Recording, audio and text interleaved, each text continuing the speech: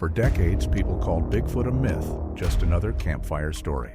But in the digital age, more encounters are caught on camera, and the truth is getting harder to ignore. In today's episode, we reveal the most convincing stories and footage that might finally prove what many already believe. Bigfoot is real. Was Jessica Marcial really filming in those final hours before she vanished? At 29, Jessica had built a reputation as one of Seattle's experienced wildlife photographers, someone who could track a mountain lion through old-growth forest or wait motionless for hours to capture the perfect shot of a nesting eagle. She was methodical, cautious, and grounded, in fact, the kind of person who double-checked weather patterns before ever stepping off a road, which made what happened next all the more impossible to explain. On October 15, 2023, Jessica was driving alone toward the Mount Baker area, roughly 90 miles northeast of Seattle. Her destination was a remote section of the Mount Baker Snoqualmie National Forest, where she had been commissioned to investigate what her editor diplomatically called unusual wildlife reports. The dashcam footage begins with Jessica adjusting her rearview mirror and checking her equipment one final time before departing. Her voice, clear and professional, addresses the camera she's mounted on her dashboard, a habit she'd developed for documenting her fieldwork. Jessica recorded a brief field log before setting out toward the Baker area. She noted that the weather was clear and visibility would likely remain good for several hours. Her gear list included a telephoto lens, trail cameras, and enough provisions to stay out for up to 3 days if necessary. Before starting the drive, she paused, looking over a folder of ranger reports on the passenger seat. The documents described a series of unexplained incidents in the region: damaged equipment at research camps and large footprints discovered near survey sites that matched no known species native to the North Cascades. Jessica had never been drawn to cryptozoology. Her training made her skeptical of anything lacking empirical support. Yet these reports were hard to dismiss. They came not from fringe enthusiasts, but from people she respected: career rangers, wildlife biologists, and locals who had spent their entire lives in these mountains. She framed her investigation carefully in her notes, approaching the claims without bias and aiming to document an environmental cause or behavioral misidentification behind the sightings, never realizing that her search for reason would lead her straight into the inexplicable. She couldn't have known that by entering the Mount Baker wilderness, she would become part of the very mystery she'd set out to explain, or that the real question waiting in those woods wasn't what she'd find, but whether she'd return to tell it. The timestamp on Jessica's dashcam reads 2:31 p.m. as she merges onto State Route 20, the North Cascades Highway. The October afternoon light filters through the canopy above, creating shifting patterns of shadow and brightness across her windshield. The road winds steadily upward, following the natural contours of the mountainside. Jessica's commentary provides a steady narration as she drives, her voice relaxed and conversational. She notes the elevation, around 1,500 feet, and remarks that the area offers ideal habitat for black bears, cougars, and possibly even wolves migrating south from Canada. Halfway through the sentence, she pauses, glancing toward the tree line as though something had caught her eye. Then she resumes as if nothing happened. Her phone rings through the car's Bluetooth system. The caller ID shows her editor, Marcus. He's checking in before she heads too far into the backcountry, reminding her that she could bring assistance if she wanted. Jessica assures him she's fine, confident in her decade of experience handling difficult chutes and unpredictable terrain. Marcus doesn't sound reassured. He explains that local rangers have been filing unusual reports for months: equipment destroyed, campsites torn apart, and several hikers describing confrontations with something they couldn't identify. As he lists the incidents, Jessica's expression hardens, her attention shifting fully from the road to the implications of what he's saying. He describes witness accounts of a large, upright figure estimated at 7 to 8 feet tall, displaying aggressive, territorial behavior. One hiker claimed it hurled rocks from a distance. Another said it followed her through the forest for miles. There's a long silence between Marcus's words and Jessica's reply.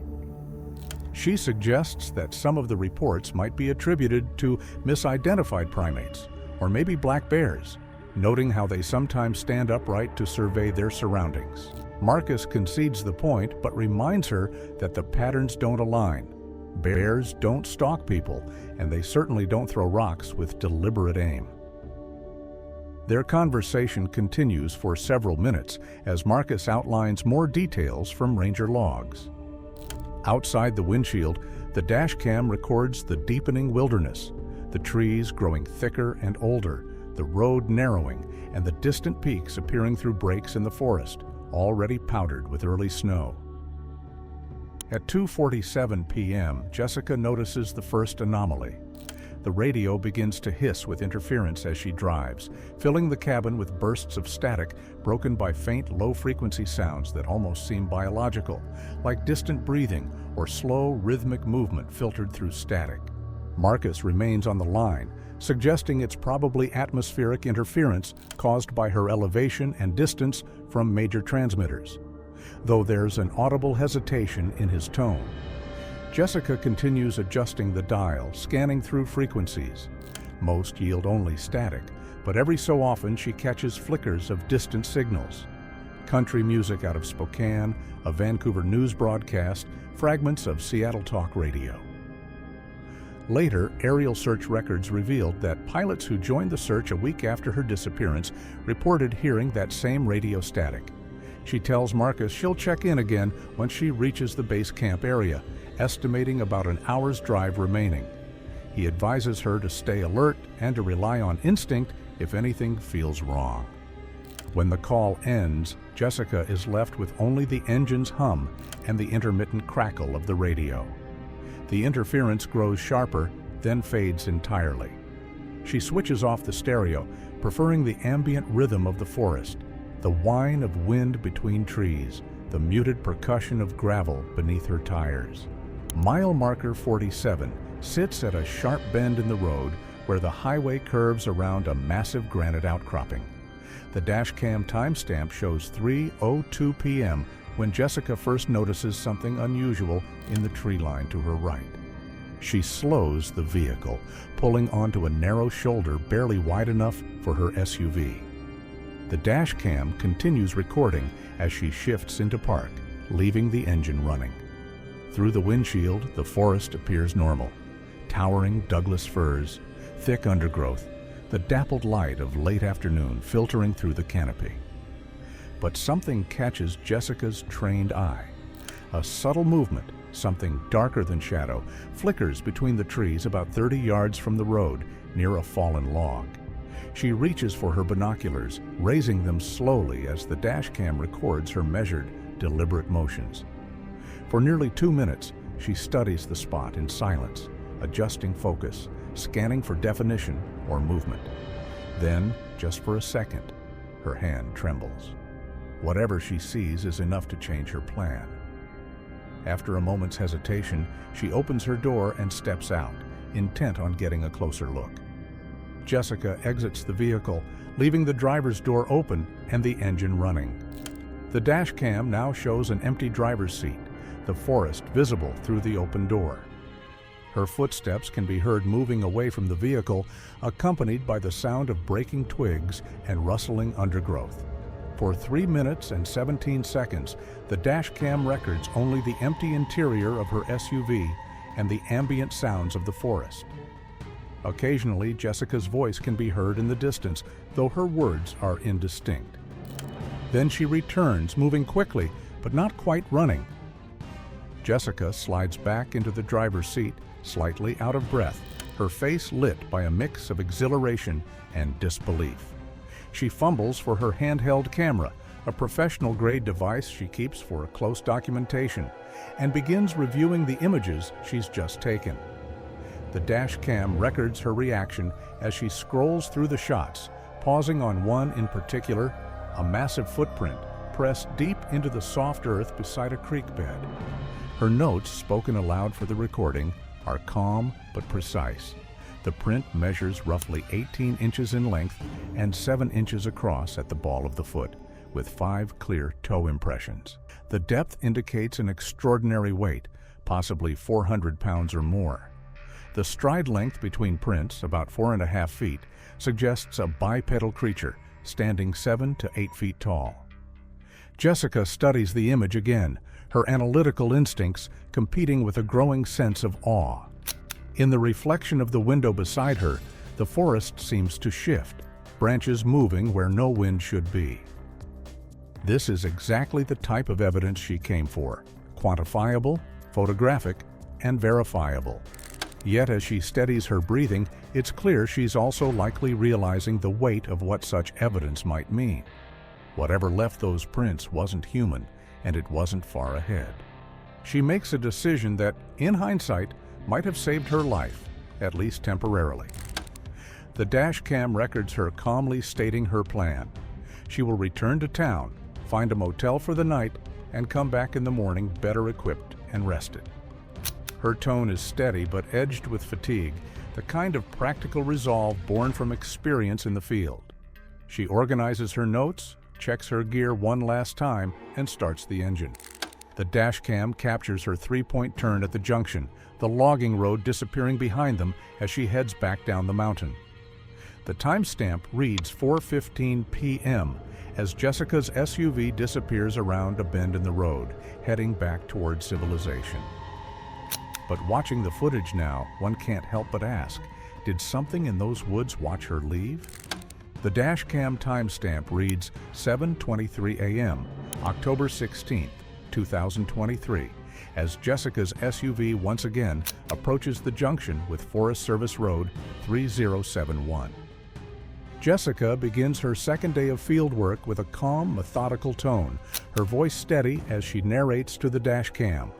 She notes that she has brought 3 trail cameras, motion sensors, audio recording equipment, and enough supplies for 2 days if needed.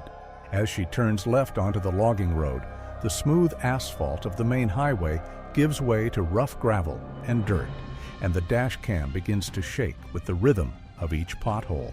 Consulting her GPS, Jessica remarks that the road runs about 12 miles into the national forest, and that most of the documented incidents took place between miles 4 and 8, a stretch the locals call Devil's Backbone Ridge. Her tone stays light, but there's a faint pause before she says the name, like she's only now realizing its weight. Driving deeper into the wilderness, the dash cam captures the gradual transformation of the landscape. The managed forest near the highway gives way to old-growth timber, massive trees that have stood for centuries, their trunks so wide that 3 people holding hands couldn't encircle them. The undergrowth becomes denser, more primitive. At 7:47 a.m., Jessica's radio begins to experience the same interference she encountered the previous day. This time, however, the static is harsher, louder, more rhythmic, and seemingly intentional in its fluctuation. She remarks that the same issue has returned, but that it's noticeably stronger today. She cycles through multiple stations, searching for a clear signal. All she finds are fragments of distant broadcasts buried beneath the static, snatches of music and clipped words. The low-frequency pulses rise and fall with an irregular cadence. At mile marker 4, Jessica encounters her first major obstacle. A large tree has fallen across the road, its massive trunk blocking any direct passage. The scene forces her to slow and assess. Thanks to decades of old logging work, she spots a narrow bypass road running parallel to the main path and carefully guides her vehicle along it. As she does, she comments on the tree's condition. The break appears fresh, clean, and without evidence of disease or decay. Something had to bring it down recently. Something strong. The dash cam records Jessica leaning toward the passenger window to examine the fallen tree. The trunk, nearly 4 feet in diameter, shows no clear reason for its collapse. Its exposed roots appear healthy, strong, and anchored deeply in the soil, suggesting that whatever caused the fall wasn't natural decay or weather. It would require enormous force to tear it from the ground. As she drives farther up the logging road, the terrain shifts. The neatly managed timber gives way to dense, untouched forest, a stretch of wilderness that likely hasn't seen human passage in months. The timestamp on the dashcam reads 8:15 a.m. when Jessica reaches mile 6, the section known as Devil's Backbone Ridge. Consulting her notes, she remarks that this is where most of the recent incidents have been reported. Her plan, she explains methodically, is to establish a small base camp and deploy her trail cameras in a perimeter around the site. Her voice stays steady, but she glances twice at her side mirror, as if something has caught her peripheral vision. Jessica parks in a natural clearing just off the road, surrounded by towering trees that blot out much of the morning light. When she cuts the engine, the quiet feels absolute, broken only by faint wind threading through the canopy and the distant hollow croak of a raven. She checks her phone and confirms that there's no signal, no bars, no data, no contact with the outside world. The realization settles in quietly. From this point on, she is completely alone. At 9:15 a.m., Jessica begins setting up her equipment. The dashcam continues recording as she moves in and out of frame, carrying cameras, tripods, and monitoring devices. She narrates into her handheld recorder as she moves through the site, documenting her setup methodically. Trail Camera 1 is positioned overlooking the main game trail, the most obvious route for large animals moving through the area. Camera 2 covers the narrow creek crossing where she had discovered the footprints the previous day. Camera 3 is placed to monitor the clearing marked by the splintered branches, a spot that still shows signs of recent disturbance. For a brief moment, one camera feed flickers as if reacting to motion, then stabilizes. By 11:30 a.m., Jessica has completed her setup and returns to her vehicle to monitor the feeds from her trail cameras. The dashcam captures her reviewing the live video streams on her laptop, occasionally making notes in a field journal. For nearly 4 hours, nothing happens. The trail cameras record the normal activities of forest wildlife, a few squirrels, a pair of ravens, a black-tailed deer that approaches one of the cameras before being startled away. But every so often, the ambient audio drops for a split second. Then at 3:47 p.m., everything changes. Jessica is reviewing footage from Trail Camera 2 when movement on the main road catches her attention. The dashcam captures her sudden alertness as something large crosses the logging road approximately 200 yards ahead of her position. She instinctively reaches for her binoculars, trying to focus on the shape moving between the trees. The figure is visible for only a few seconds before disappearing into the forest on the opposite side. But those few seconds are enough to confirm Jessica's worst fears and greatest hopes simultaneously. The creature is massive, easily 7.5 feet tall, with a broad, muscular build covered in dark, coarse hair. The treetops sway after it passes, though the air itself is still. She exhales sharply, realizing what she has just seen, a mixture of awe and terror running through her. It's real, everything she came here searching for. That realization seems to override caution. She grabs her handheld camera and exits the vehicle, leaving the engine running and the dashcam recording. This decision, to leave the safety of her SUV and pursue the creature on foot, will prove to be the beginning of the end.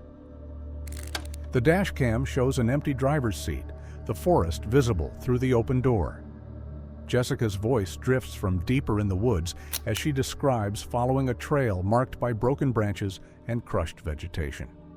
For several minutes, only her faint commentary and the quiet hum of the forest are audible, until at 3:52 p.m., her tone changes. She reports seeing something standing about 50 yards ahead, silent and motionless, watching her. Her voice lowers, trembling, as she estimates its height at nearly 8 feet, shoulders impossibly wide, arms hanging long past the waist. Then a new sound enters the audio feed, a deep guttural vocalization unlike any known wildlife call. These sounds were later found to be consistent with communication between multiple large primates, possibly coordinating some kind of group activity. If true, how long had they been there? Listening, waiting, learning? At 3:57 p.m., the situation collapses. A roar erupts, powerful enough to distort the dash cam's audio. Jessica's scream follows, then the chaotic sounds of pursuit, crashing brush, pounding footsteps. Moments later, the camera captures her sprinting from the trees, terrified, pursued by a massive dark shape. She throws herself into the SUV, slams the door, and starts the engine. Through the rear window, the creature is briefly visible, tall, broad, and unmistakably hostile. At 4:01 p.m., Jessica drives at reckless speed down the logging road, the dash cam shaking violently with each bump. Her voice is tight and breathless as she describes something large keeping pace in the tree line. Something hits the side mirror. It snaps back, but she doesn't stop. Was that a branch or something else? Later commentary by wildlife biologist Dr. James Thornton identified parallels with earlier wilderness disappearances, suggesting an escalation from defensive to predatory behavior. These creatures, he warned, were not merely protecting territory, they were hunting. Then, at 4:04 p.m., the front tire strikes a sharp rock. The blow causes the SUV to swerve violently as air hisses from the puncture. She fights to maintain control, but the deflating tire drags her toward the ditch. By 4:07 p.m., the vehicle is barely drivable. The creature moves closer now, visible in short bursts as it shadows her from the woods. When the tire finally gives out, Jessica stops on a narrow shoulder. Her satellite phone shows no signal. At 4:09 p.m., she decides to abandon the vehicle. She packs essential gear, secures the memory cards, and leaves toward the main road. The dash cam records her calm but strained voice explaining her plan before she disappears down the logging road. Her last words, directed at the camera, is a farewell to her family. The SUV remains still as the timestamp advances: 4:15 p.m., 4:16 p.m., 4:17 p.m. At 4:18 p.m., movement stirs behind it. The dash cam keeps recording as the light fades and the forest grows unnaturally quiet. By 4:33 p.m., the silence is broken by distant cries. Jessica's voice calling for help. At 4:35 p.m., the forest falls silent again. The dash cam continues to record the empty road, its lens fixed on the stillness that follows. This time, the silence doesn't break. However, an audio analysis later revealed that the apparent silence following Jessica's last scream was not truly silent. Using advanced filtering techniques, they isolated sounds below the normal range of human hearing, infrasonic frequencies suggesting large animals moving through the forest. Slow, deliberate movements from multiple sources. At 5:50 p.m., as shadows begin to lengthen across the logging road, something extraordinary happens. The dash cam captures a figure emerging from the forest, not the massive creature that had been hunting Jessica, but Jessica herself. She appears at the edge of the camera's field of view, moving slowly and unevenly toward her SUV. Something is clearly wrong. Jessica's posture is hunched, her left arm pressed tightly against her torso as if to stem bleeding. Her clothes are torn and smeared with dirt, and dark stains spread across her shirt and jacket. Her right leg drags slightly with each step, suggesting an injury severe enough to impair her movement. When she reaches the vehicle, the dash cam captures her leaning heavily against the door for support before pulling it open. She breathes in short, shallow bursts, clearly in pain, but remains focused. Despite her condition, her actions are deliberate. She rummages through her gear, removing memory cards from her cameras and checking each one as though verifying what's been recorded. There's no sign of panic in her expression now, only exhaustion and grim determination. Her face is pale, streaked with dirt and blood, and her hands shake from either pain or shock. Still, she continues working, hiding 3 memory cards in specific places around the SUV. One taped under the dashboard, another wedged behind the spare tire, and a third inside the first aid kit. The fourth containing the most recent footage she keeps with her handheld camera. At 5:54 p.m., Jessica speaks for the last time. Her voice is weak but steady as she says that someone needs to know what's happening here. Someone has to understand.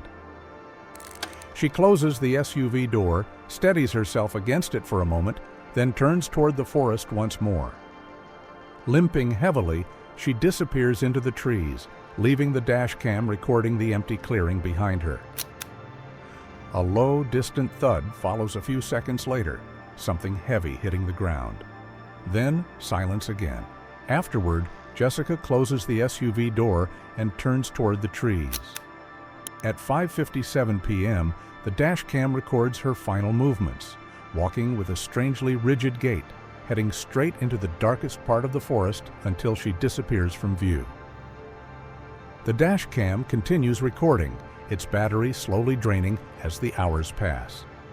The timestamp advances through the evening, 6 p.m., 7 p.m., 8 p.m.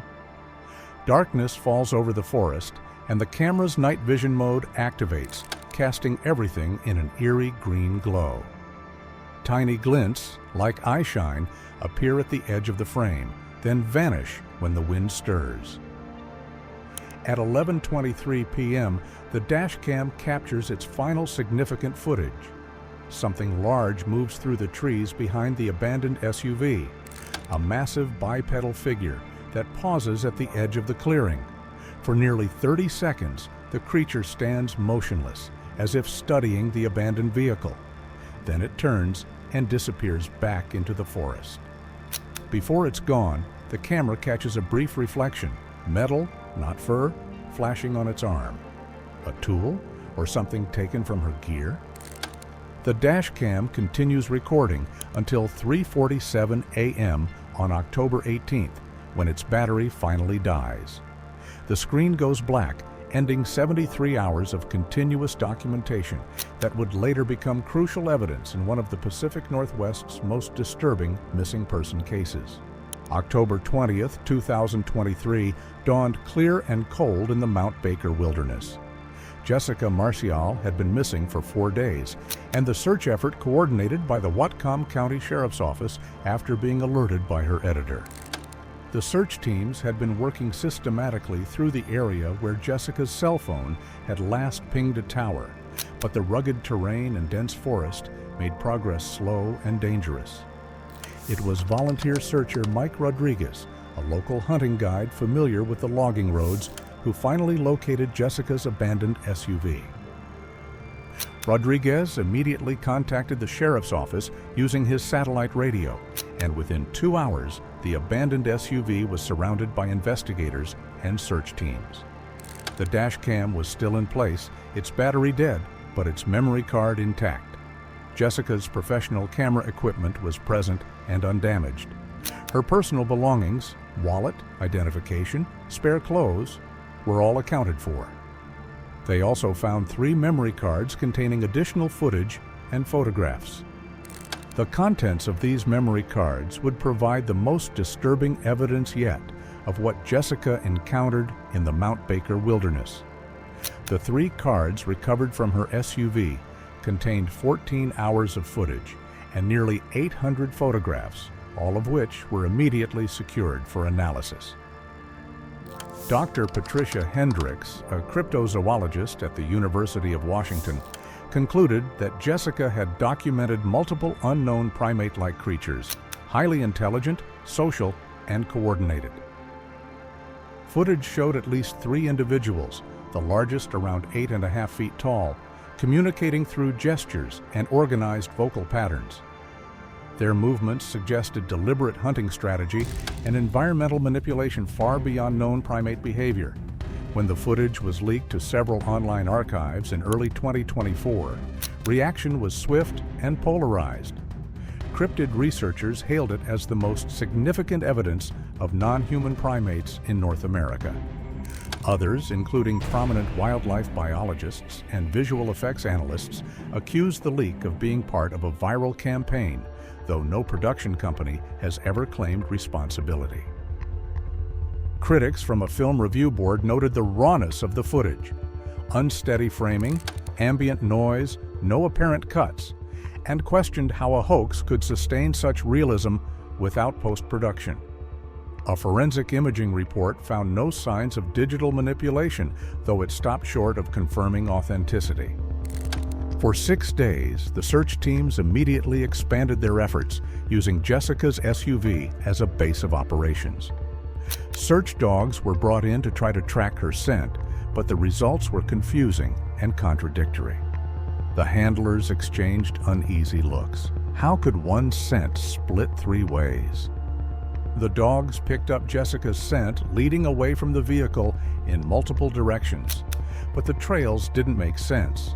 They would start strong, then fade completely, then reappear hundreds of yards away with no connecting path.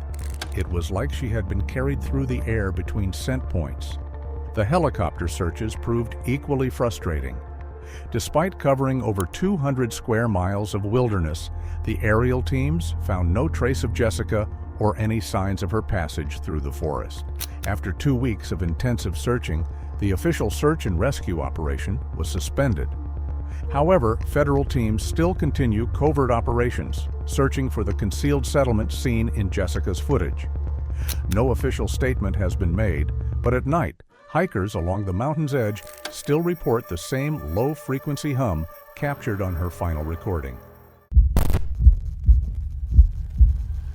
On October 22, 2023, 43-year-old David Kellerman, a former military intelligence officer turned private investigator, stumbled upon what would become the most controversial piece of evidence in cryptozoology history. What started as a routine surveillance job in the remote forests of Northern California would lead to the discovery of footage so compelling and disturbing that government agencies would spend months trying to suppress its release.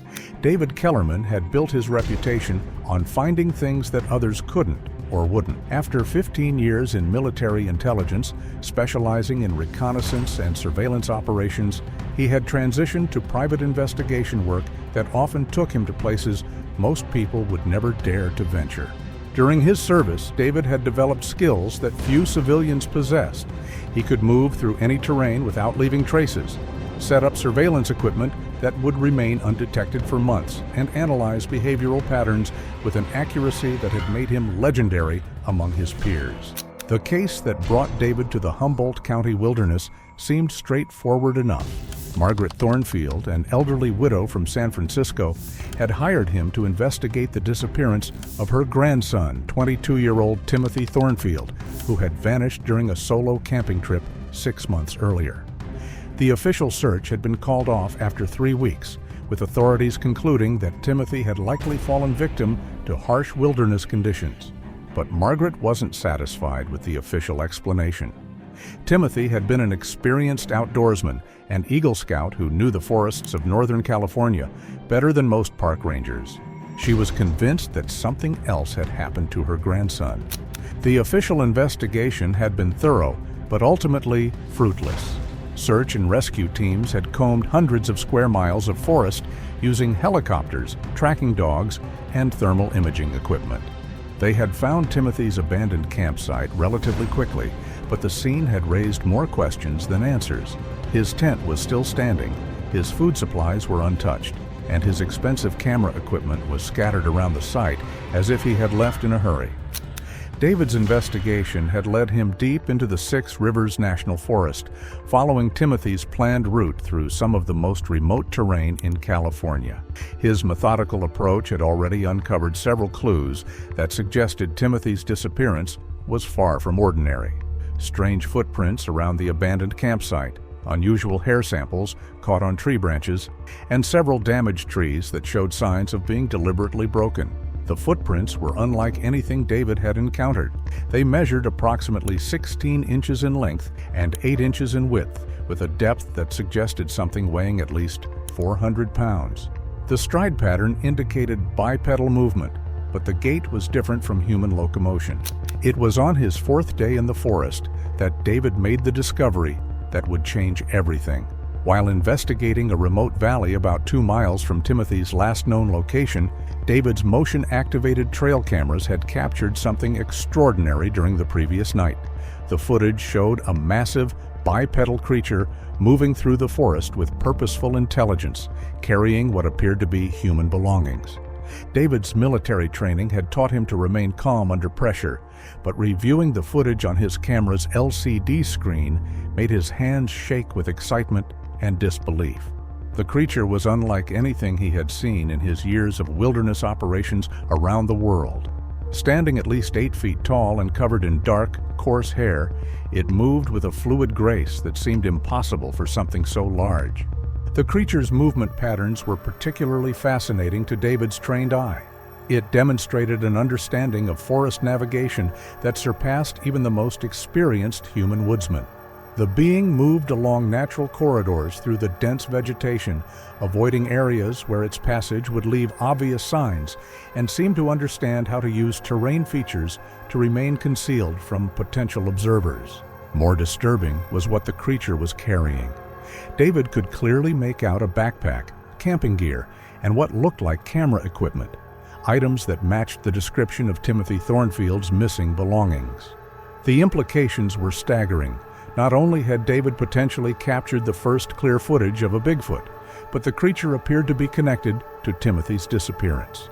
David's investigation took on new urgency as he realized he might be dealing with something far more significant than a simple missing person case. He began setting up additional cameras throughout the valley, creating a surveillance network that would monitor the creature's movements and hopefully lead him to answers about Timothy's fate. The surveillance network David established was based on techniques he had learned during counterinsurgency operations in Afghanistan. He positioned cameras at natural choke points where any large creature would be forced to pass, used camouflaged solar panels to ensure continuous power, and established overlapping fields of view that would make it impossible for anything to move through the area undetected. The breakthrough came on his 6th night in the forest. David's cameras captured not just one creature, but an entire family group, adults and what appeared to be juveniles, moving through the valley in a coordinated pattern. The footage revealed behavior that was unmistakably intelligent. The creatures communicated through complex vocalizations, used tools to manipulate their environment, and demonstrated problem-solving abilities that challenged everything science thought it knew about unknown primates. The family group consisted of what appeared to be 2 adult males, 3 adult females, and 4 juveniles of varying ages. Their social interactions were remarkably sophisticated, with clear hierarchies and role assignments. The larger male seemed to serve as a scout, moving ahead of the group to assess potential threats or obstacles. The females appeared to be responsible for the care and education of the juveniles, while the second male brought up the rear, ensuring the group's security. Most remarkably, the cameras captured the creatures interacting with human artifacts in ways that suggested they understood their purpose and origin. They examined Timothy's camping equipment with obvious curiosity, handled his camera gear with surprising gentleness, and even appeared to be attempting to operate some of the electronic devices. David realized he was documenting something unprecedented. Not just evidence of Bigfoot's existence, but proof that these creatures possessed intelligence and curiosity about human technology. The footage showed them living in sophisticated shelters constructed from natural materials, using primitive tools, and maintaining what appeared to be a complex social structure. The shelters were particularly impressive, demonstrating engineering principles that rivaled human construction techniques.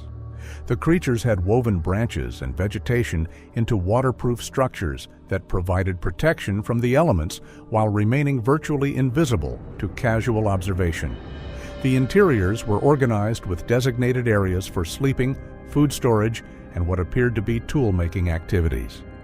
But the most shocking discovery came when David's cameras captured footage of Timothy Thornfield himself, alive, apparently unharmed, and living among the creatures. The young man appeared to have been adopted into their group, participating in their daily activities and showing no signs of distress or captivity. The footage suggested that rather than being a victim, Timothy had become an observer and perhaps even a student of these remarkable beings. The implications of this discovery were staggering. Timothy appeared to have been living with the creatures for months, learning their behaviors and possibly even their communication methods. In several clips, David observed Timothy participating in what appeared to be teaching sessions where the adult creatures demonstrated various survival techniques and forest navigation skills. The young man seemed to have adapted remarkably well to his new environment, showing none of the psychological trauma typically associated with prolonged captivity or isolation. Timothy's integration into the group was so complete that he had begun to adopt some of their behavioral patterns. He moved through the forest with the same silent grace as his adoptive family, communicated through a combination of gestures and vocalizations that the creatures seemed to understand, and participated in their daily routines of foraging, shelter maintenance, and group activities. David's analysis of the footage revealed even more disturbing details. The creatures appeared to have a sophisticated understanding of human technology and behavior. They had carefully preserved Timothy's electronic equipment, keeping it dry and protected in what appeared to be a specially constructed shelter. More remarkably, they seemed to understand the purpose of the cameras and recording devices, occasionally positioning them to capture specific activities or interactions. The social dynamics within the creature group were complex and fascinating. David observed clear hierarchies with older individuals teaching younger ones and specific roles assigned to different members of the community. They demonstrated advanced problem-solving abilities, working together to construct elaborate shelters, create tools from natural materials, and even develop what appeared to be a primitive form of agriculture, cultivating certain plants and fungi in designated areas of their territory. The creatures' tool use was particularly sophisticated. They fashioned implements from stone, wood, and bone that served specific purposes. Digging tools for extracting roots and tubers, cutting implements for processing plant materials, and even what appeared to be primitive weapons for hunting small game. The tools showed evidence of careful craftsmanship and were maintained and improved over time. David's military instincts told him that this discovery was too significant to handle alone. The footage he had captured would revolutionize our understanding of human evolution, primate intelligence, and the hidden ecosystems that still existed in North America's most remote wilderness areas. But he also understood that such evidence would attract attention from government agencies that might not have the public's best interests at heart. His concerns proved justified when David returned to civilization and attempted to contact Timothy's grandmother with news of his discovery. Within hours of uploading the footage to a secure server, David found himself under surveillance by unmarked vehicles and receiving visits from individuals who claimed to represent various federal agencies but carried credentials that didn't quite check out. The first visit came at 6:30 a.m., just 2 days after David had returned from the forest. 3 individuals in dark suits appeared at his office, claiming to represent a joint task force investigating unusual wildlife activity in national forests. Their leader, who identified himself only as Agent Morrison, was polite but firm in his questioning about David's activities in the Six Rivers National Forest. The visitors were professional and polite, but their message was clear. David had stumbled upon something that was considered a matter of national security.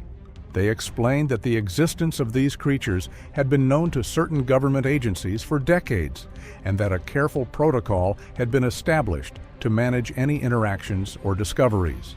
David's footage, they claimed, could disrupt delicate research programs and potentially endanger both the creatures and any humans who might encounter them.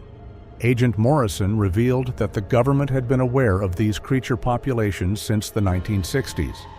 when military personnel conducting training exercises in remote wilderness areas began reporting encounters with unknown bipedal primates. Initial investigations had been conducted under the auspices of various classified programs, with findings that were deemed too sensitive for public release. The pressure to surrender his evidence intensified rapidly. David received offers to purchase his footage for substantial sums, followed by increasingly aggressive demands that he turn over all materials related to his investigation. When he refused, the harassment escalated to include break-ins at his office, tampering with his vehicle, and threats against his personal safety.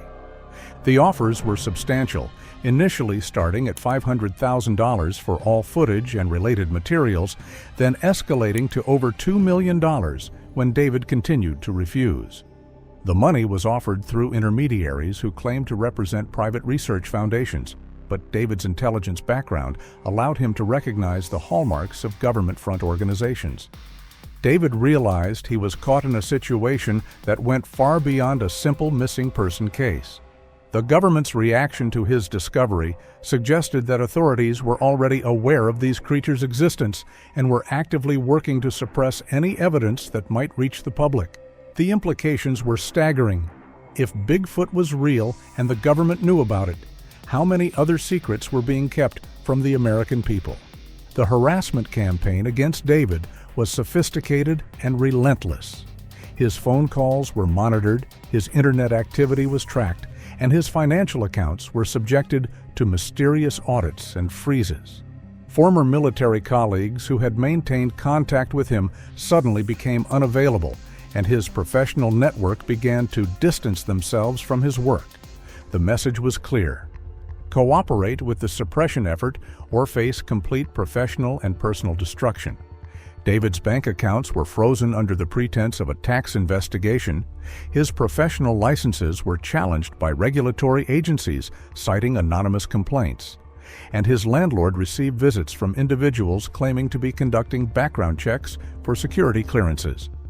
The psychological pressure was intense and unrelenting, designed to isolate him from support systems and make resistance seem futile. But David's military training had prepared him for psychological warfare, and he refused to be intimidated. Instead, he began documenting the harassment he was experiencing, creating a parallel record of government suppression that was almost as compelling as his original Bigfoot footage. The pattern of intimidation and cover-up suggested that these creatures represented something far more significant than just an unknown species. They were evidence of a hidden world that powerful interests were determined to keep secret.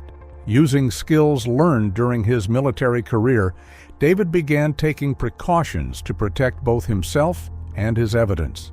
He created multiple copies of his footage, stored them in secure locations, and established protocols for their release if anything happened to him. He also reached out to trusted contacts in the scientific community, sharing his findings with researchers who had the expertise to understand their significance. David's security protocols were based on techniques used to protect classified intelligence in hostile environments. He established dead drops in multiple locations, created encrypted digital copies stored on secure servers in different countries, and developed a network of trusted individuals who would release the information if he disappeared or was incapacitated. Dr. Elena Rodriguez, a primatologist at UC Berkeley who had been quietly studying Bigfoot reports for over a decade, was among the first scientists to review David's footage. Her analysis confirmed what David had suspected. The creatures displayed behavioral patterns and physical characteristics that were consistent with a highly intelligent primate species that had somehow remained hidden from mainstream science. Dr. Rodriguez had been conducting her research in secret, knowing that open investigation of Bigfoot phenomena would destroy her academic career.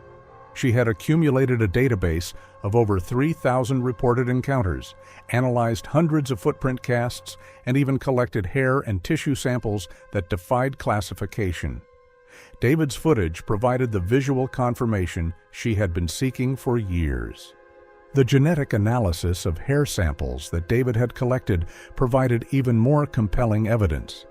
The DNA showed characteristics that were clearly primate, but didn't match any known species in scientific databases.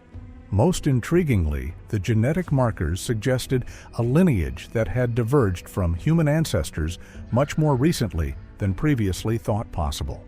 The DNA analysis revealed a genetic profile that was approximately 96% similar to modern humans, closer than chimpanzees or any other known primate species. The remaining 4% showed unique characteristics that suggested adaptation to specific environmental conditions and possibly enhanced physical capabilities. The genetic evidence supported the theory that these creatures represented a surviving branch of the human family tree.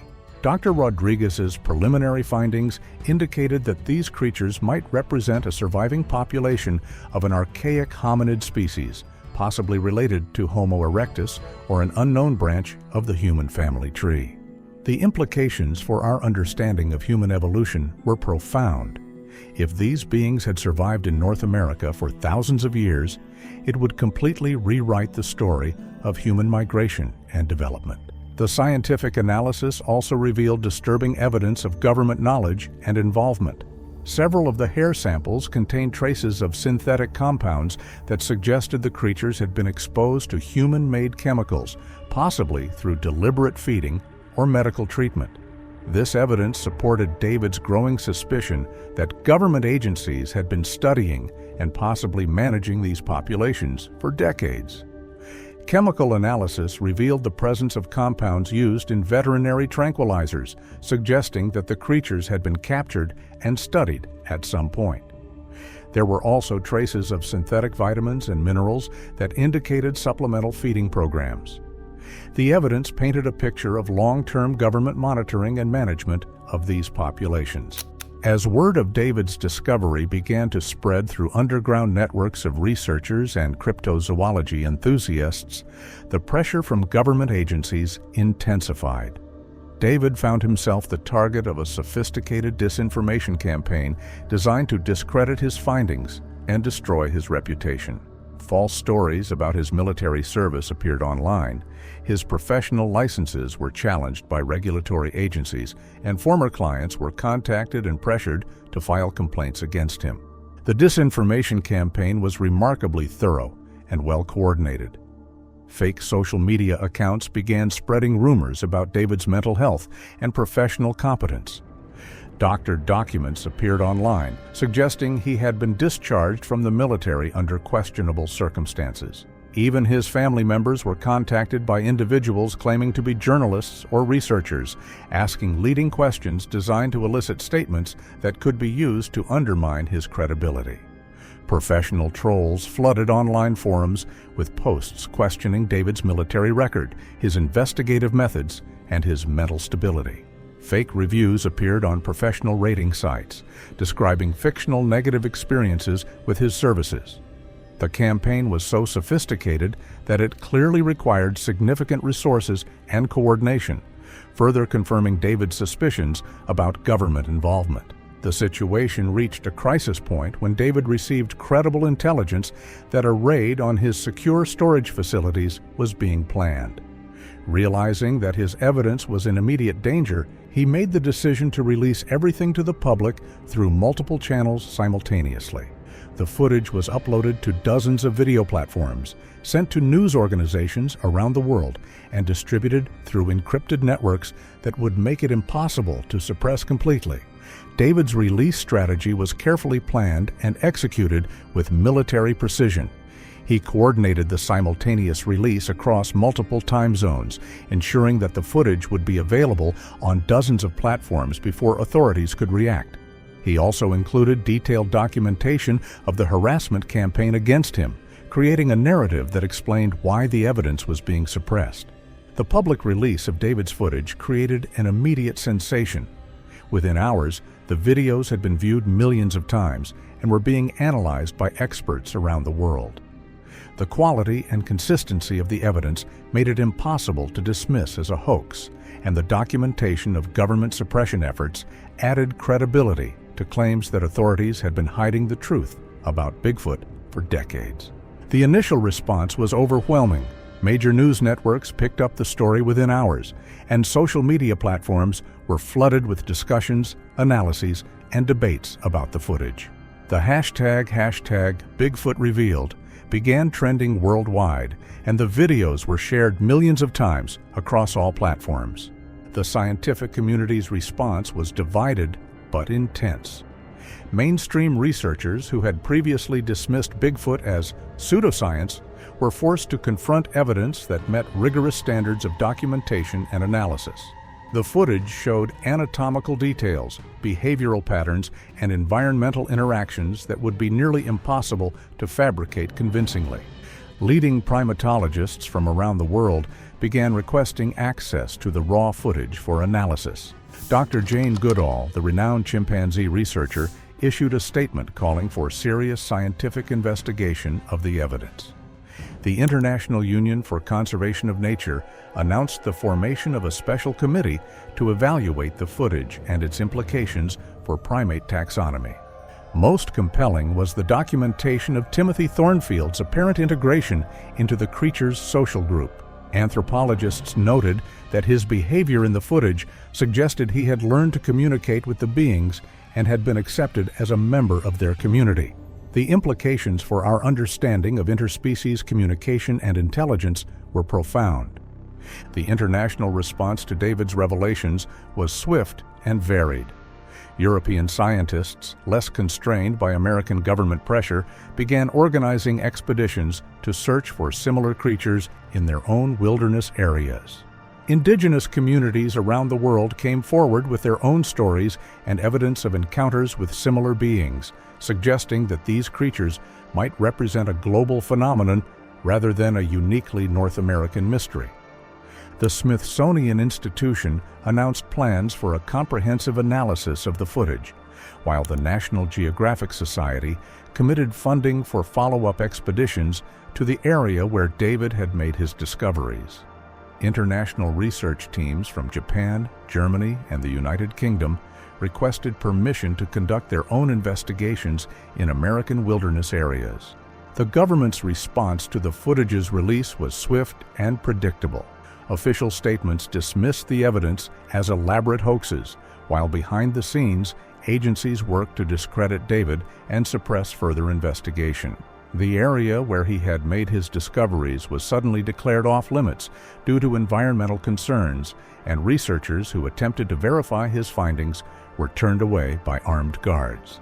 The Forest Service issued emergency closure orders for large sections of the Six Rivers National Forest, citing concerns about endangered species habitat and fire danger. Military personnel were deployed to enforce the closures, and aircraft were prohibited from flying over the restricted areas. The response was so disproportionate that it only served to validate David's claims about government cover-up efforts. But the damage to the cover-up had already been done. David's footage had provided the world with undeniable evidence that intelligent bipedal creatures were living in North America's wilderness areas, and that government agencies had been aware of their existence for years. The revelation sparked a global conversation about what other secrets might be hidden from public view, and whether citizens had the right to know about discoveries that could fundamentally change our understanding of life on Earth. Timothy Thornfield's fate remained a mystery, as attempts to return to the area where he had been filmed were blocked by federal authorities. His grandmother, Margaret, filed lawsuits demanding access to her grandson and answers about his condition, but legal proceedings were stalled by claims of national security and public safety concerns. The legal battle that followed revealed the extent of government knowledge about these creatures. Court documents, heavily redacted but still revealing, showed that multiple agencies had been aware of Bigfoot populations for decades. Research programs, funded through black budgets and classified operations, had been studying the creature's behavior, intelligence, and potential impact on human society.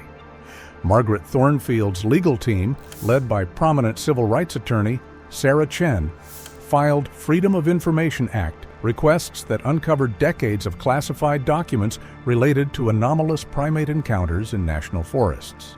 The documents revealed a systematic program of evidence suppression and witness intimidation that had been ongoing since the 1960s.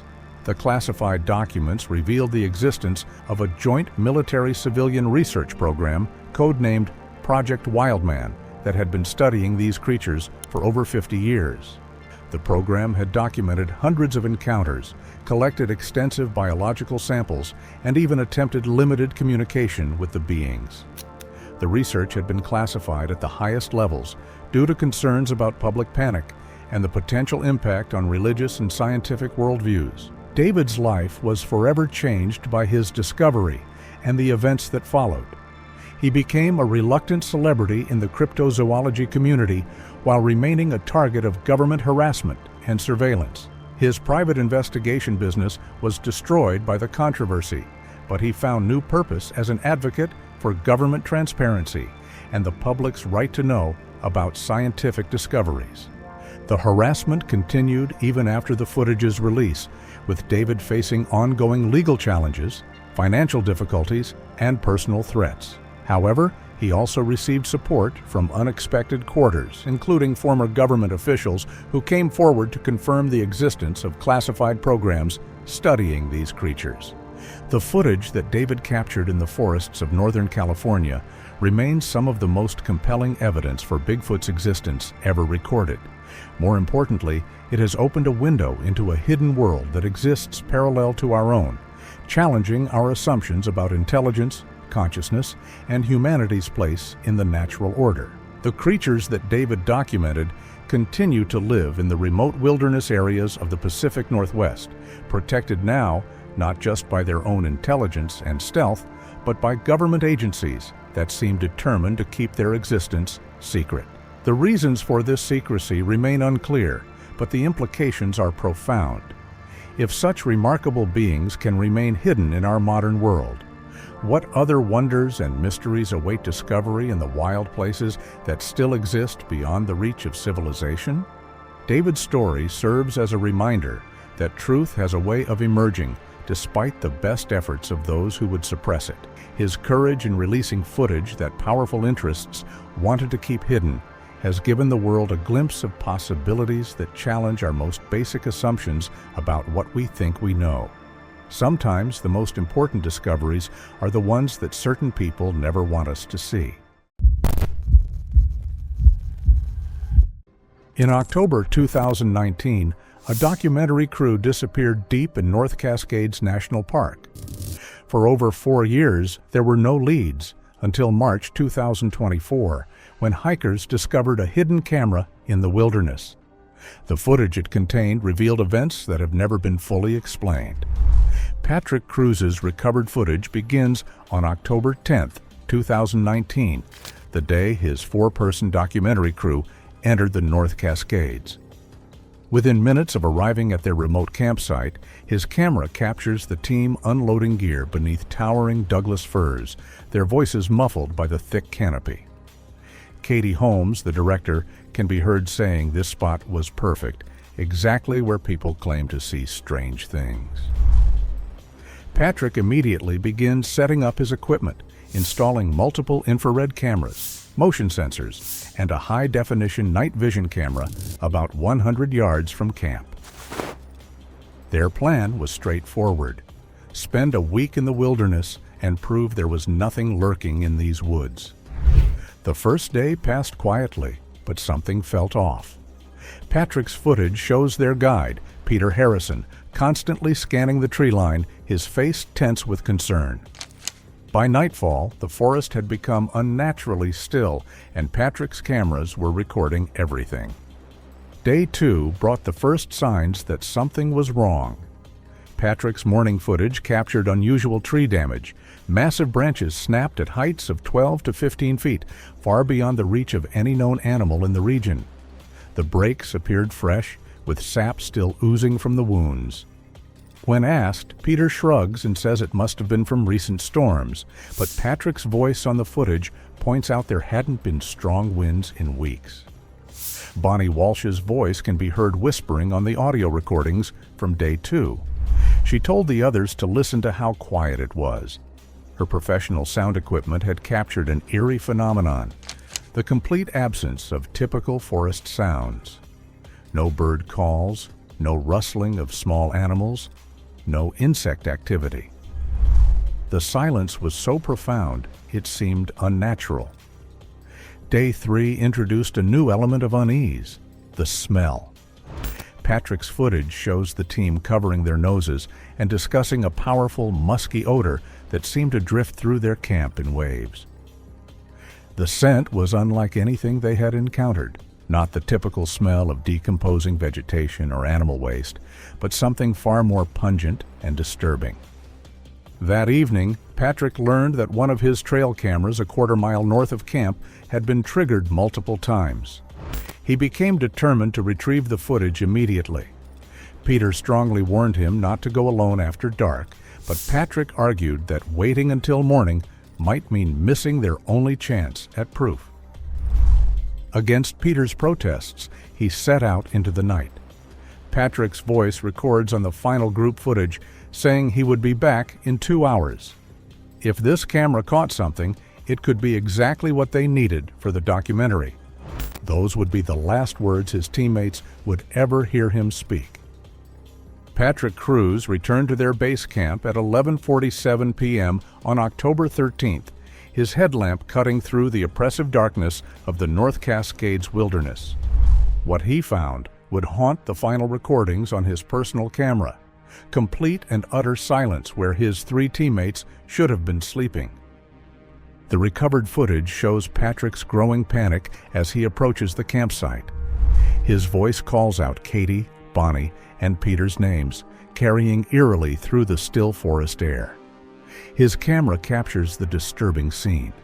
The tents were zipped shut from the outside, as if no one had left them at all, yet they were completely empty inside. Sleeping bags lay flat and cold, as if their occupants had simply vanished into thin air. Patrick's handheld camera shakes violently as he searches each tent methodically. Katie's tent contained her personal belongings, including her phone and wallet, items no experienced hiker would abandon voluntarily. Bonnie's sound equipment remained powered on, still recording the eerie silence that had plagued their camp for days. Peter's tent held his survival gear and emergency beacon, devices that could have saved his life in a crisis. Patrick's voice whispers on the recording, his breathing becoming increasingly rapid. He asks where they could have gone, noting that their boots and all their gear remained at the campsite. The footage reveals Patrick's desperate 2-hour search around the immediate campsite. His camera light illuminates broken branches and disturbed undergrowth, but no clear trail indicating which direction his teammates might have traveled. Most disturbing of all, there were no signs of struggle, no torn fabric, no scattered belongings, no evidence of the violent encounter one might expect if they had been attacked by the region's known predators: black bears, mountain lions, or wolves.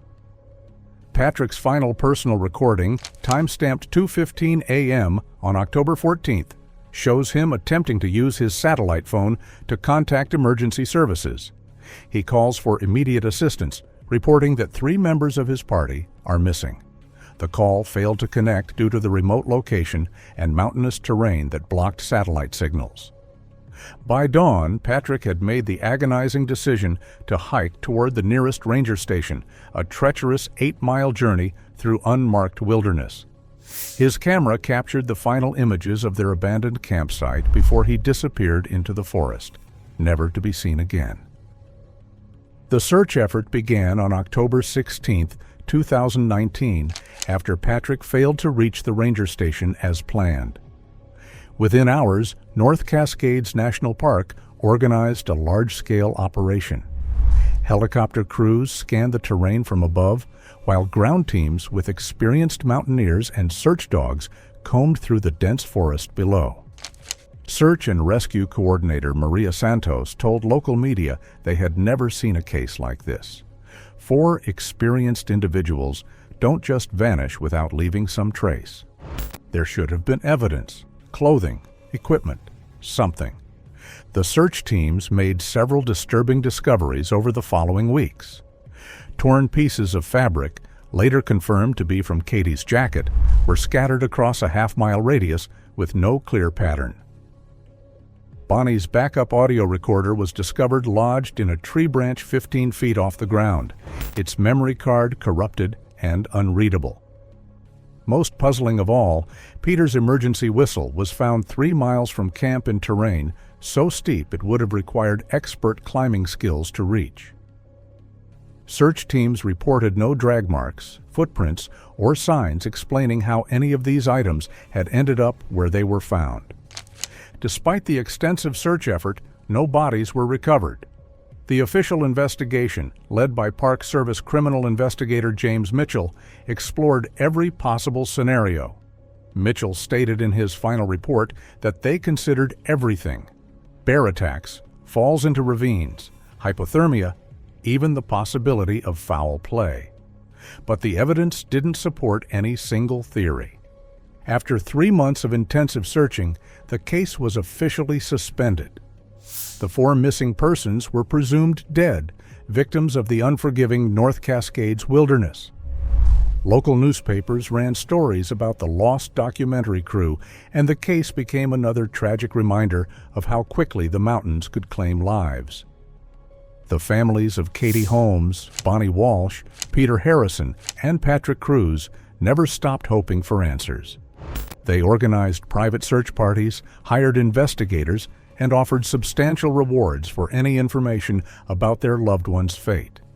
For 5 years, the North Cascades kept their secrets, until March 2024, when 2 college students would stumble upon a discovery that would change everything. March 15, 2024, began as a routine spring break hiking trip for University of Washington students Jake Jackson and Melissa Cruz.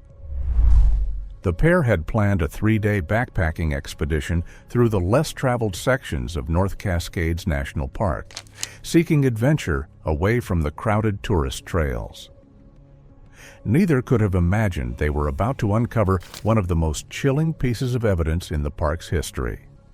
The breakthrough came on their second day, as they navigated a particularly challenging section of rocky terrain approximately 8 miles from where the documentary crew had last been seen. Melissa was the first to spot something unusual wedged between 2 massive granite boulders, a black waterproof pelican case partially buried under 5 years of accumulated debris and vegetation.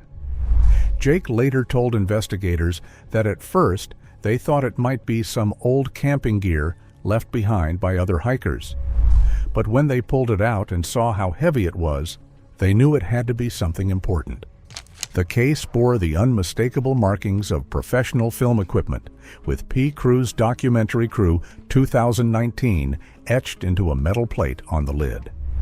Inside, protected from the elements by military-grade waterproofing, lay a treasure trove of evidence: 4 SD cards, 2 backup hard drives, Patrick's personal camera, and a waterlogged notebook containing what appeared to be technical notes about camera positions and recording schedules.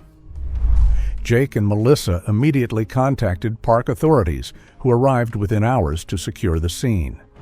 The discovery sent shockwaves through the investigation team that had worked the original missing persons case. Detective Sarah Williams, who had taken over the cold case file in 2022, described the find as the first real break they'd had in 5 years. But the equipment discovery was only the beginning.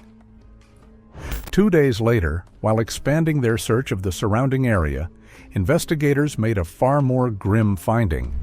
Partial human remains, bleached white by years of mountain weather, were discovered in a shallow ravine approximately 2 miles from where Patrick's equipment had been found. Forensic anthropologist Dr. Michael Torres was brought in to examine the bones. His analysis revealed a disturbing picture.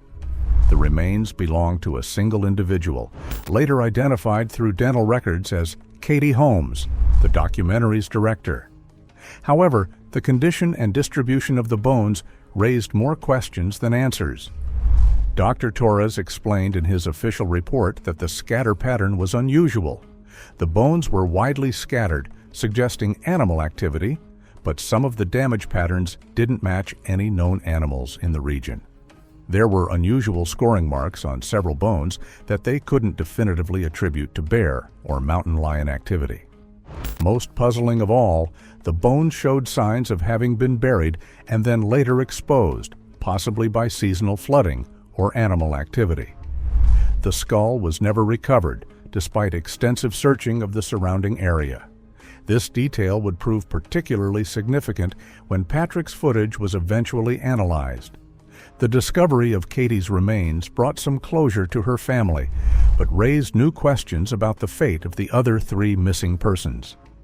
Despite additional searches covering several miles around the site, no trace of Bonnie Walsh, Peter Harrison, or Patrick Cruz was ever found. Their disappearance remained as mysterious as ever. Patrick's fate became the subject of quiet speculation. Unlike the others, his body had never been discovered, leading some to theorize that he might have survived the initial incident that claimed his teammates. His family clung to hope that he might still be alive somewhere, possibly suffering from amnesia, or living as a hermit in the vast wilderness. The real answers, however, lay waiting in the digital files recovered from Patrick's waterproof case.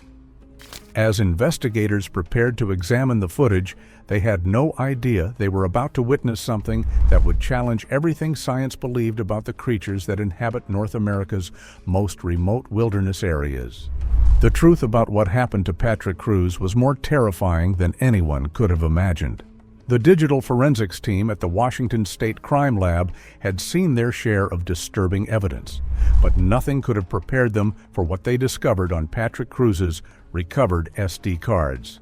Lead digital analyst Dr. Rebecca Martinez spent 3 weeks meticulously examining the files, running authentication protocols, and cross-referencing timestamps to ensure the footage's integrity. Dr. Martinez stated during her official presentation to the investigation team that in 20 years of digital forensics, she had never encountered anything like this. The footage was absolutely authentic, with no signs of digital manipulation, consistent metadata, and the camera's internal clock matched known timestamps from the expedition. What they were seeing had actually happened. The authentication process involved multiple independent experts. Video analysis specialist Dr. James Chen from the University of Washington confirmed the footage's legitimacy using advanced pixel analysis and compression artifact examination. The footage was captured on the exact camera model Patrick Cruz was known to carry, using settings consistent with his documented filming preferences. There was no question about its authenticity. The recovered footage begins at 11:47 p.m., captured by Patrick's infrared trail camera positioned approximately 100 yards from the team's sleeping area. The camera, originally intended to monitor wildlife activity, had been recording continuously for 3 days.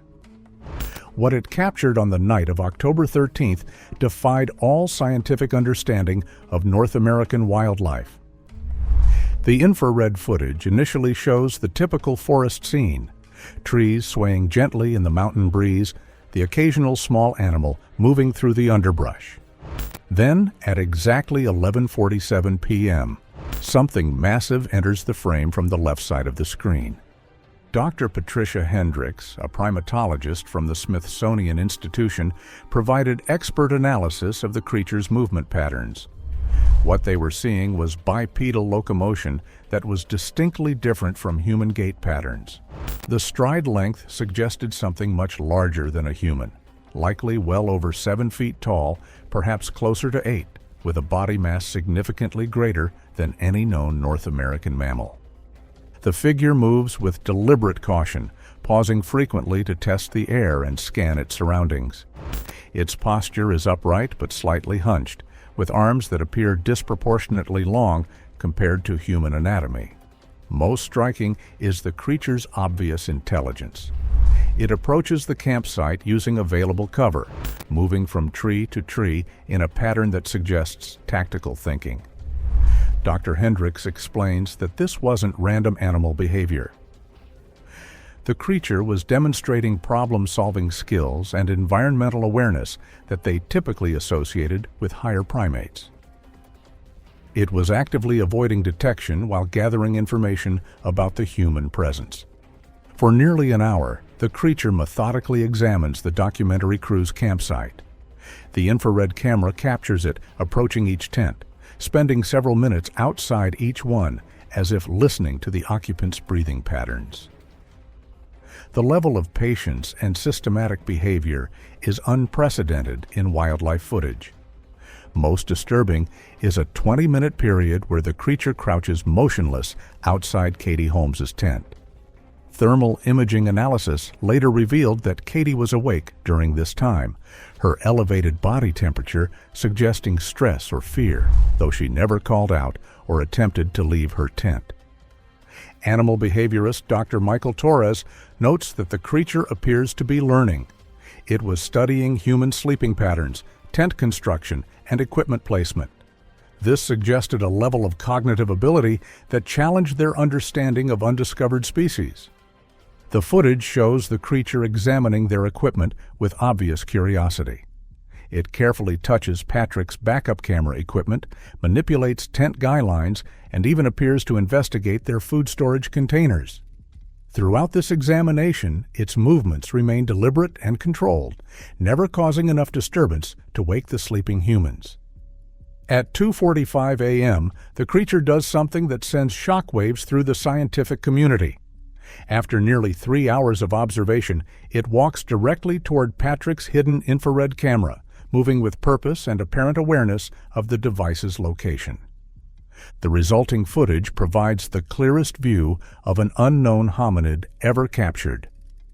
For 30 seconds, the creature stares directly into the camera lens, its face filling the frame in unprecedented detail. The infrared imaging reveals facial features that are distinctly non-human yet disturbingly familiar. Dr. Hendrix's analysis of the facial structure was unlike anything she'd seen before. Its head shape resembled early hominid skulls, with a pronounced brow ridge and a high cranial dome. But the eyes were almost human, filled with a disturbing awareness. It seemed to know it was being recorded. The eyes, reflecting the infrared illumination, appear almost human in their expressiveness. There's no aggression in the gaze, but rather what can only be described as curiosity mixed with caution. The creature tilts its head slightly, as if studying the camera's construction and purpose. Cryptozoologist Dr. Jeffrey Meldrum from Idaho State University states that what they were seeing was unprecedented. This creature was demonstrating self-awareness and technological recognition that suggested cognitive abilities rivaling their own species. Perhaps the most significant moment in the footage occurs at 3:20 a.m., when the creature steps back from the camera and makes a series of deliberate hand gestures toward the tree line. The audio equipment, still functioning despite the crew's disappearance, captures a series of low-frequency vocalizations in response. Audio analysis by Dr. Sarah Kim, a specialist in primate communication, revealed repeating patterns and pitch variations. She noted they might represent a primitive form of communication, though their exact meaning remains unknown. The creature's hand gestures appear to be directing something or someone in the forest. Thermal imaging analysis of the surrounding area, enhanced through digital processing, reveals at least 2 additional heat signatures moving through the trees approximately 200 yards from the camera position. Dr. Torres explains that they weren't dealing with a solitary creature. This footage suggested a coordinated group with established communication methods and social structure. The implications for their understanding of North American wildlife were staggering. The final piece of crucial footage comes from Patrick's personal camera, recovered from his equipment case. Time-stamped at 6:30 a.m. on October 14th, it shows Patrick reviewing the trail camera footage on his camera's LCD screen. His whispered reaction provides chilling context to what he had discovered. Patrick's voice trembles as he watches the stalking sequence, expressing shock that the creature had been there all night, watching them sleep. Katie, Bonnie, and Peter had no idea what was out there. The footage shows Patrick's growing realization of the danger they faced. His hands shake as he operates the camera controls, zooming in on the creature's face during the direct stare sequence. He acknowledges that this was real and that everything they came to debunk was wrong. Patrick's final recorded words reveal his fatal decision. He had to get closer footage because this changed everything they knew about these creatures. He had to document this properly. The camera captures Patrick gathering additional equipment, telephoto lenses, extra batteries, and his most sensitive audio recording gear. He hesitates, glancing back toward the safety of camp before looking once more at the footprints. His breathing grows heavy, as if weighing the risk against the importance of what he'd captured. Finally, he steadies himself, mutters that he has to see this through, and steps into the dark. His last image shows him heading deeper into the forest, following what appeared to be large footprints leading away from their campsite. The release of Patrick Cruz's footage in June 2024 sparked unprecedented debate in the scientific community. Dr. Martinez quickly assembled a panel of experts to analyze every frame. Forensic video analyst Dr. Chen confirmed the creature's proportions were consistent throughout, ruling out hoaxes or costumes. The limb ratios, gait mechanics, and facial structure were anatomically impossible for a human to replicate. Harvard anthropologist Dr. Lisa Rodriguez suggested the footage might represent a surviving population of an unknown hominid species, one that diverged from humans millions of years ago, yet persisted in isolation. If verified, it could rewrite human evolutionary history. The Smithsonian soon announced a dedicated research task force led by Dr. Patricia Hendricks to investigate further. Hendricks emphasized that while the footage was compelling, physical evidence would still be required before confirming a new species. Some experts praised the material as potentially historic, while skeptics urged caution, reminding the public that extraordinary claims demand extraordinary proof. Even with expert review, many questions remain. What happened to Patrick after his last transmission? Did he capture more evidence? And most unsettling, were these creatures involved in the disappearance of his teammates? Patrick's footage gained additional credibility when researchers began investigating historical reports from the North Cascades region. What they discovered was a pattern of encounters spanning over a century, all describing remarkably similar creatures in the same general area. The earliest documented report dates back to 1994, when a prospector named Daniel Rourke claimed he was held captive for several days by a family of large, hairy humanoids near Grey Wolf Ridge, deep in the North Cascades. Rourke described their behavior and social interactions in remarkable detail, accounts that eerily mirror what Patrick's cameras later captured. In 1997, logging foreman Justine Clark reported a close encounter with a massive bipedal creature while hunting near Cultus Lake, approximately 50 miles from where Patrick's footage was recorded. Rose's description of the creature's intelligent eyes and deliberate movements matched the behavioral patterns seen in the infrared footage. More recent incidents painted an even clearer picture. In 2008, Park Ranger Jennifer Walsh filed an official incident report describing multiple sightings of large, upright figures moving through the forest during her night patrols. Walsh stated in her report that she saw them on at least 6 different occasions. They moved with purpose and seemed to be avoiding human contact deliberately. The most compelling historical evidence came from the Lummi Nation, whose traditional territory includes portions of the North Cascades. Tribal elder Robert James revealed that his people had known of the creatures for generations, calling them Tsemeku, the forest guardians. James explained during a tribal council meeting that their ancestors always knew they were there. They were taught to respect their territory and avoid disturbing them. The cameras had finally caught what they had always known existed. Between 2010 and 2019, the North Cascades National Park received 17 official reports of unusual sightings, all describing large bipedal creatures exhibiting intelligent behavior. Park officials had previously attributed these reports to misidentified bears or hoaxes, but Patrick's footage forced a complete reevaluation of these incidents. The release of Patrick's footage brought bittersweet closure to the families. Katie Holmes's parents said that knowing she died pursuing the truth gave them some peace. She had always believed in following the evidence wherever it led. But the footage also deepened the mystery. It showed the creatures systematically observing the team for days, a detail that haunted the families of Bonnie Walsh and Peter Harrison, whose bodies were never found. Patrick's sister, Maria Cruz, organized multiple search expeditions in the months after the disappearance, determined to find answers. The release of Patrick's footage seemed to trigger an increase in reported sightings throughout the Pacific Northwest. In the 6 months following the footage's publication, the North Cascades National Park received over 40 reports of unusual encounters, more than the previous decade combined. Most significantly, trail cameras installed by researchers in the area where Patrick's equipment was found captured additional footage in September 2024. The new recordings showed multiple large figures moving through the forest at night, displaying the same coordinated behavior patterns seen in Patrick's original footage. Dr. Martinez, who led the authentication of Patrick's footage, said the new recordings were highly consistent with the original material.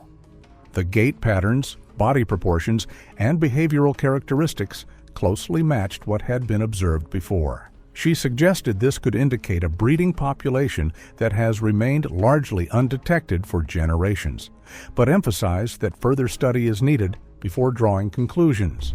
The most recent incident occurred in November 2024, when backpacker Thomas Jones reported a close encounter just 5 miles from Patrick's original campsite. Jones's description matched the creatures in the footage perfectly. It was massive, at least 8 feet tall, covered in dark hair. But what struck him most were its eyes, which were intelligent, almost human. It watched him for maybe 30 seconds, then just melted back into the forest. Park officials have quietly increased patrols in the area and established new restrictions on overnight camping in the most remote sections of the North Cascades. While they haven't officially acknowledged the existence of unknown creatures, their actions suggest a recognition that something dangerous inhabits the deepest wilderness areas. As researchers continue to analyze Patrick's footage and investigate new sightings, one question remains unanswered. What happened to Patrick Cruz after he captured the most important cryptozoological evidence in history? His fate, like the creatures he documented, remains hidden in the vast, unforgiving wilderness of the North Cascades. The search for answers continues, but one thing is certain. Patrick Cruz saw Bigfoot, and his courage in documenting that encounter has changed our understanding of what lurks in North America's most remote wilderness forever. Thanks for watching. Want to watch more? Click on your screen now.